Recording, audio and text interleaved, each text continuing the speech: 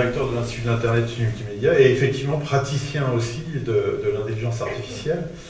Et donc ensemble, ce soir, on va essayer de démystifier un petit peu cette histoire de deep learning. Je ne sais pas si tout le monde sait à peu près de quoi on parle là. Qui n'en a pas entendu parler? Ok. Donc, et ça veut dire que la très grande majorité d'entre vous ont entendu parler de ce truc qui s'appelle le deep learning. Donc, même si vous n'en avez pas entendu parler, vous avez probablement vu un certain nombre de coupures de presse il ne se passe pas une semaine sans qu'on ait des informations anxiogènes sur l'arrivée soit des robots, soit de l'intelligence artificielle. Donc les robots et l'intelligence artificielle pourraient effacer, détruire plus de 5 millions d'emplois. Beaucoup imaginent déjà un avenir dans lequel l'homme serait complètement effacé par rapport à ces technologies et ces machines.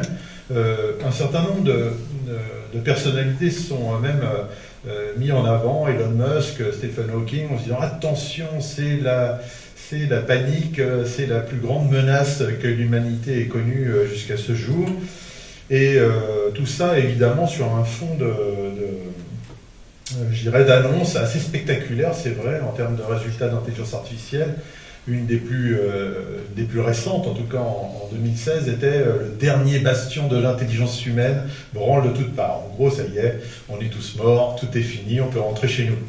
Donc, oh là. Et donc, ce qu'on va essayer de faire ensemble, c'est essayer de comprendre réellement ce qui est en train d'arriver, parce qu'effectivement, il arrive quelque chose depuis à peu près 2013, et d'où ça vient. Donc, rapidement, l'intelligence artificielle est une discipline relativement récente dans l'histoire des sciences. C'est les années 1950.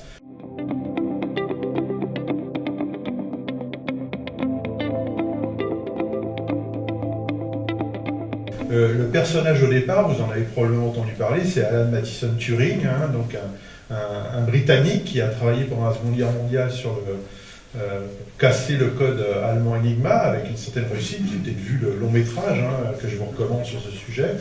Et c'est un des précurseurs et fondateurs de ce qu'on pourrait appeler du modèle de l'ordinateur moderne. C'est grâce à lui, en quelque sorte, puis avec quelques autres bien sûr, que l'ordinateur est ce qu'il est aujourd'hui et qu'il a révolutionné notre société. Mais à côté de ça, il a fait des travaux théoriques, en particulier la machine universelle de Turing. C'est le modèle théorique finalement de l'ordinateur et où il démontre finalement, d'un point de vue mathématique, que l'ordinateur peut simuler à peu près tout ce qu'on peut imaginer. Et donc, dans son raisonnement, il en vient à imaginer, mais si on lui donne un programme adéquat, est-ce qu'il ne serait pas capable, cet ordinateur, de simuler l'intelligence, voire de réaliser l'intelligence? Et donc, c'est ça qui va être l'article, dans les années en 1950, Machine Intelligence, qui va déclencher le projet de l'intelligence artificielle. Bon, malheureusement, Alan Turing décède dans des circonstances tragiques quelques années plus tard, mais le projet est d'ores et déjà lancé, et il date très précisément de 1956, l'année où John McCarthy, le monsieur qui est malheureusement décédé aujourd'hui, ils sont à peu près tous décédés, ça y est, lance, lors d'une école d'été, en quelque sorte, le projet de l'intelligence artificielle. C'est là que le terme est prononcé pour la première fois. D'emblée, c'est l'euphorie, beaucoup des précurseurs se lancent dans des prédictions qui sont fantasmagoriques, en tout cas pour l'époque. Et l'un d'entre eux, Herbert Simon, en 1957, il dirait dans 10 ans, vous verrez, un ordinateur battra le champion du monde des échecs. Donc à l'époque, évidemment, pas grand monde y croit, mais on est dans une période d'euphorie. Toujours est-il que ça ne se passe pas 10 ans après, mais 30 ans après, Kasparov est battu à plate couture par Deep Blue, donc ce qu'on pourrait dire une intelligence artificielle développée par IBM. Alors il y a une succession ensuite d'hivers et d'été. On est dans un espèce de cycle où l'intelligence artificielle est au début dans l'euphorie, il se passe des choses et du coup derrière tout le monde dit en fait ça sert à rien ce truc. Et puis dans les années 80 on a les systèmes experts, vous en avez probablement entendu parler, on a un nouvel âge d'or de l'IA, et puis ça retombe ensuite. À partir des années 2010, on revient dans un espèce d'engouement autour de l'intelligence artificielle, mais qui est suscité en particulier par quelque chose que vous avez pu voir passer probablement, c'est la victoire du successeur finalement de Deep Blue, qui s'appelle Watson, créé par IBM, et qui bat à plate couture lors d'un jeu qui s'appelle Jeopardy, la plupart la totalité finalement des participants. En gros, Jeopardy, c'est question pour un champion. Donc l'ordinateur doit répondre le plus vite. Et là, on n'est plus dans le domaine des échecs, on est dans le domaine de la culture générale et de répondre à des questions. Donc là, ça commence à impressionner. En 2012, Google, et là, bon, j'ai mis cette phrase qui me fait un peu rigoler, c'est ça y est, un réseau de neurones arrive à reconnaître un chat dans une vidéo YouTube. Alors et puis ça devient le truc fantastique de l'intelligence artificielle. C'est vrai que technologiquement, c'est une réussite importante. Maintenant, de là à imaginer que ça va prendre le pas sur l'humanité, on en est encore relativement loin. La plus récente, c'est l'année dernière. Vous avez probablement entendu parler, eh bien, Lee Sedol est battu à plate couture par AlphaGo, donc un système d'intelligence artificielle développé par DeepMind, qui a été racheté par Google. Et l'événement est important parce qu'on pensait jusqu'à présent que le Go était un petit peu le jeu le plus sophistiqué, où il faut avoir de l'intuition. La combinatoire des cas explorés est absolument incroyable, et on pensait que ce serait très très difficile, pas impossible, mais en tout cas ça n'interviendrait pas de sitôt. Et voilà, poum, le pauvre Lee Sedol, bien déçu, il s'est fait battre par DeepMind. Donc, on va essayer de comprendre dans un deuxième temps, là, voilà l'état un petit peu de la citation aujourd'hui. Qu'est-ce que c'est que, au fond, cette histoire de deep learning? Alors déjà, c'est une petite partie de l'intelligence artificielle. C'est pas toute l'intelligence artificielle. Mais vu les résultats spectaculaires de ces dernières années, ça a pris une ampleur médiatique telle qu'on a l'impression que c'est l'ensemble de l'intelligence artificielle. De quoi s'agit-il?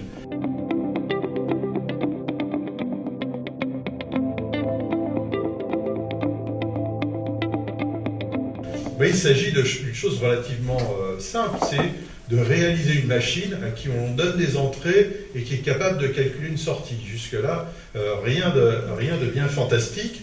Et l'idée, c'est qu'aujourd'hui, avec l'informatique, on est capable, pour attaquer des problèmes, eh bien, la meilleure manière, c'est ce calcul sur la machine, eh bien, d'avoir un modèle qui va nous permettre, eh bien, d'obtenir les sorties pour prédire finalement ce qui va se passer. Donc c'est ça, c'est un modèle, des données, et puis on va essayer de faire des prédictions ou des classifications. Donc prédiction, c'est quelles données je vais obtenir à la fin derrière. Donc si c'est une campagne marketing, qu'est-ce que je vais avoir finalement comme résultat? Ou une classification en plusieurs catégories. Si on est dans la relation client, on va pouvoir, par exemple, reconnaître un certain nombre de profils.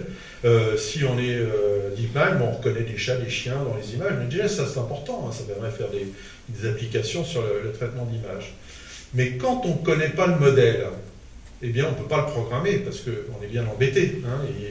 Et donc, on a des soucis. C'est ce que propose le deep learning, c'est justement lorsqu'on aborde des problèmes complexes, eh bien, on va apprendre le modèle parce qu'on a les données. Alors évidemment, au départ, il faut les données nécessaires. Mais si on a les données et qu'on sait ce qu'on veut obtenir, alors on va pouvoir apprendre à la machine à reconnaître ces données.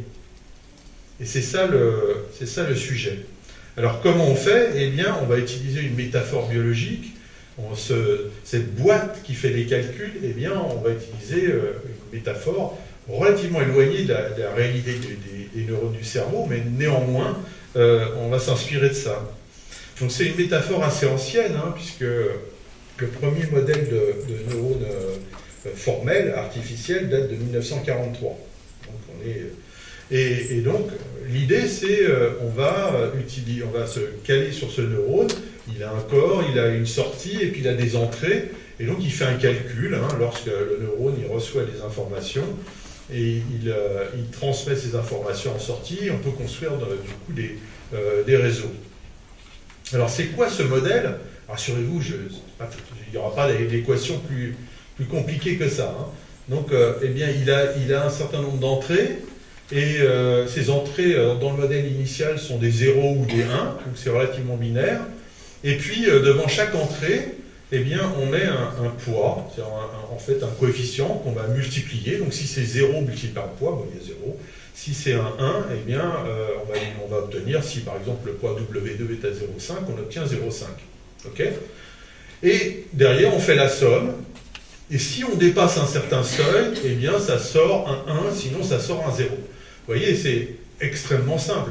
Hein, c'est ce qu'on appelle une somme pondérée avec un seuil. Donc ça calcule, c'est une simple somme. Et puis si on dépasse le seuil, eh bien, on est content, ça sort un 1. Donc un système au départ assez simple. Et on va pouvoir en mettre, par contre, comme c'est très simple, on va pouvoir en mettre un paquet. Alors comme ça peut être rapidement compliqué, le cerveau est extrêmement compliqué, on va faire des architectures au début qui sont régulières, qui sont simples.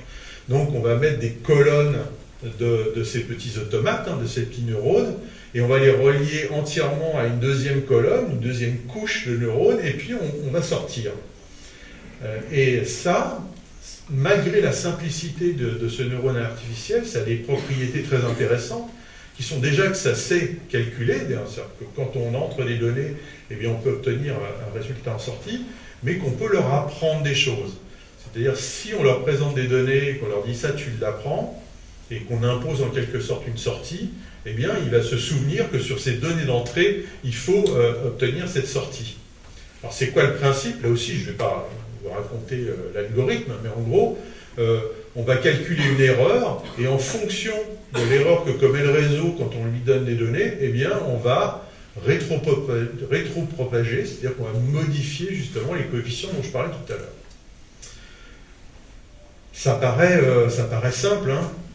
Donc on prend l'écart et puis on le modifie sur les choses. Là où ça se gâte, effectivement, c'est que si on veut reconnaître, par exemple, le fameux chat de Google tout à l'heure, eh bien, même sur une petite image de 512 pixels sur 512 pixels, et qu'on les met à l'entrée d'un réseau même très simple, comme ça, eh bien, ça fait 260 000 entrées, et donc, vous imaginez le nombre de coefficients à régler sur le petit neurone, là, ça devient rapidement énorme.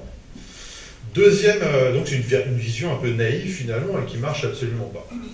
Deuxième type de problème qu'on peut rencontrer, c'est en fait pour le réseau, eh bien, le chat de gauche et le chat de droite, c'est absolument pas le même. Donc il peut reconnaître un chat éventuellement, mais pour lui, c'est pas du tout le même chat. Pourtant, j'ai juste fait là une symétrie horizontale de cette image. Donc ça, c'est les problèmes. Alors,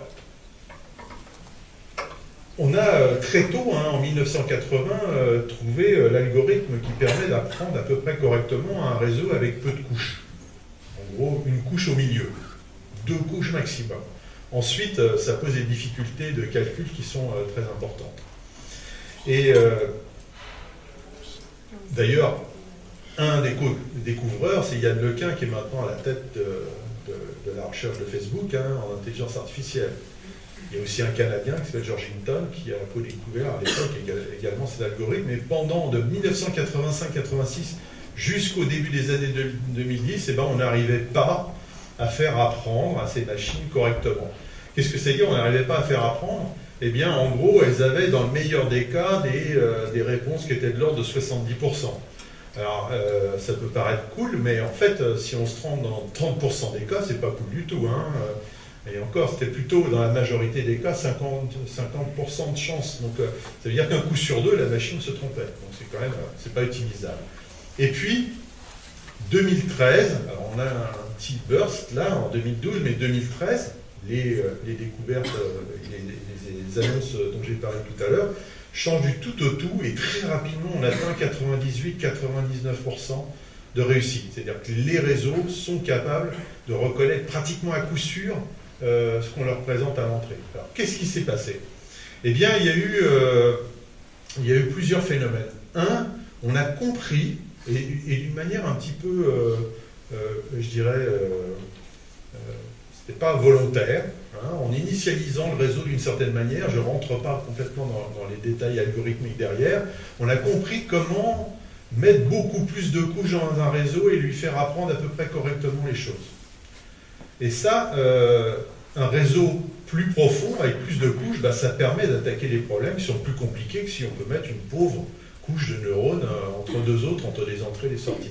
Donc potentiellement, on était capable d'attaquer des problèmes compliqués. Deuxième chose importante, probablement la plus importante, on a compris qu'il ne fallait pas essayer de manipuler ces images dans tous les sens, il valait mieux donner au réseau beaucoup d'informations, beaucoup de données. Il valait mieux apprendre des millions d'images plutôt que de sélectionner des images dont on croirait qu'elles seraient particulièrement performantes. Le chat dans tous ses états. Donc il vaut mieux mettre le chat dans tous ses états, hein, avec des images qu'on va trouver sur Internet, plutôt que d'essayer de faire des traitements plus compliqués. Ça veut dire que ça intervient aussi à une époque où on a accès à ces données. En 1985, c'était beaucoup plus compliqué d'avoir accès à les données. Aujourd'hui, on a accès à ces données, hein, ces données massives. Donc c'est aussi un des effets déclencheurs de ces résultats. Le troisième élément qui a fait que ça a changé les choses, et encore une fois c'est relativement pragmatique, c'est, je revienne un petit peu en arrière là,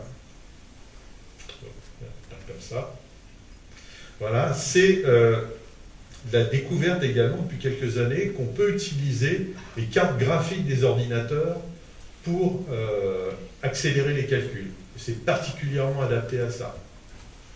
Et donc ça, c'est relativement intéressant parce que les cartes graphiques dans les ordinateurs, c'est pas très coûteux. Alors, effectivement, ça coûte un peu d'argent, mais on peut... Et donc, à partir d'un millier d'euros pour une grosse carte graphique. Donc on est capable aujourd'hui de faire des systèmes qui vont nous permettre d'accélérer notablement les calculs. En particulier si on a énormément d'images à faire apprendre à un système qui a énormément de neurones. Imaginez une image HD, 1080 sur 800 pixels à peu près, on arrive très vite à des nombres importants.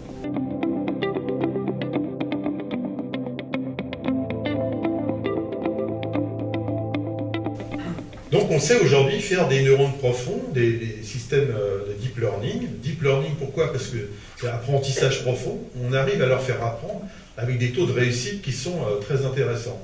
Et du coup, on a une explosion là, ces dernières années d'applications potentielles. J'en ai choisi 4 champs là qui sont directement impactés aujourd'hui par ces travaux. La voiture autonome, c'est plus un rêve. J'ai participé à certains projets dans les années 80 et où on se disait on n'y arrivera jamais. Aujourd'hui, ça fonctionne. Les prévisions montrent qu'à peu près en 2025-2030, on aura déjà un parc de voitures autonomes relativement important. Les assistants intelligents, les assistants personnels. Donc on a connu Siri, aujourd'hui ça fait des gros progrès au CES de Las Vegas. Alexa, donc l'assistant d'Amazon, était à peu près partout et il y a une communauté de développement là-dessus qui est absolument énorme, en tout cas aux États-Unis. Ça va arriver ici, hein. Donc on va pouvoir acheter, on va pouvoir directement sur ces assistants intelligents qui vont nous aider à consommer. Évidemment, on recueille les données et du coup, on a des informations précieuses en marketing sur les consommateurs et la relation client. Ici, je ne vais pas parler des progrès également sur les chaînes de production, bien évidemment, en robotique industrielle et aussi la santé. L'analyse des données massives, aidée avec des techniques de deep learning, va permettre, je pense, dans les années qui viennent, de faire des pas de géant dans la compréhension de certains phénomènes, et puis d'analyser aussi ce qui est en train de se passer. Enfin, et non des moindres, parce que ça touche à peu près toutes les entreprises aujourd'hui, il y a ce qu'on appelle le marketing prédictif. Vous savez que probablement vous avez entendu parler, qu'on est en train de passer, je dis ça moi souvent en conférence, le marketing de papa est mort. Alors c'est évidemment un petit peu caricatural et volontairement provocateur, mais on va passer très progressivement et très rapidement d'un marketing ancien à un marketing qui va plutôt ressembler à une salle de marché avec des sondes qui amènent les données directement aux responsables capables d'avoir des décisions sur les stratégies de l'entreprise, sur les stratégies de vente, sur la relation client.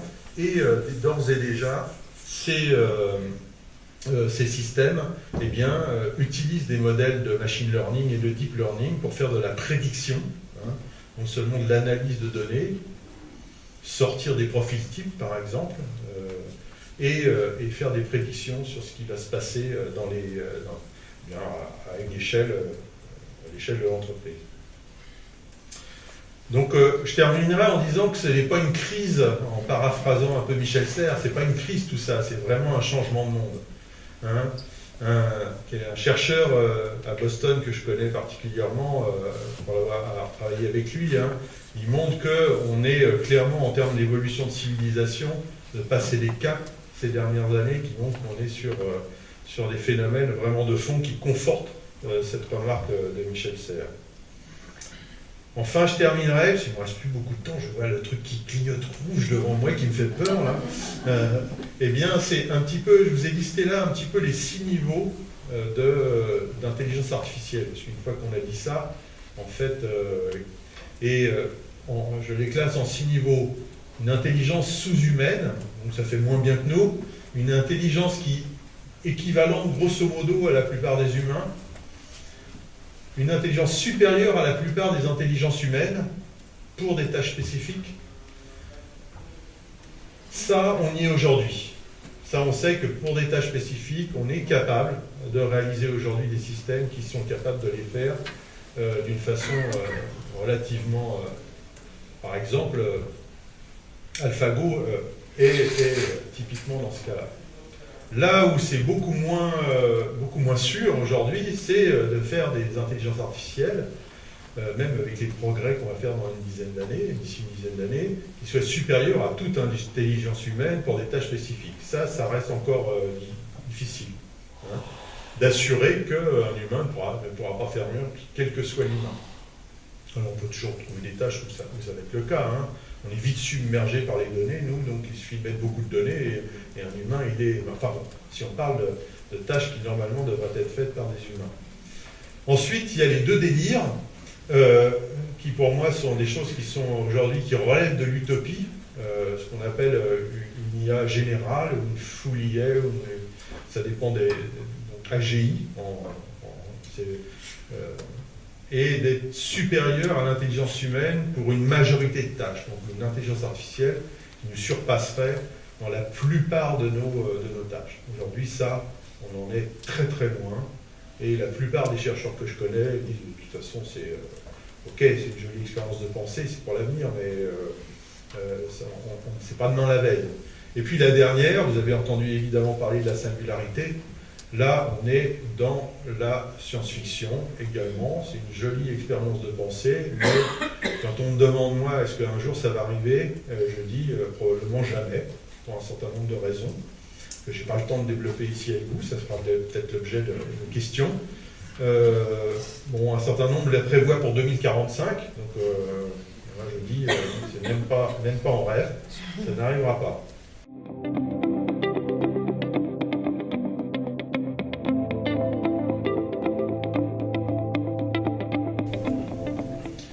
Je terminerai juste sur ce slide, c'est l'intelligence artificielle. Pour moi, c'est l'intelligence augmentée. Elle n'est pas là pour remplacer l'humain, elle est là pour nous donner, augmenter notre intelligence. En quelque sorte, un 3e hémisphère. Nous aider à prendre des décisions, nous aider. Et en particulier, on en a besoin pour tout un ensemble de problèmes qui dépassent aujourd'hui notre capacité, surtout dans les sociétés aussi complexes qu'on a actuellement. Évidemment, tout ça ne peut pas se faire sans une réflexion éthique indispensable pour éviter certains désagréments et usages néfastes de ces technologies. Voilà, je vous remercie.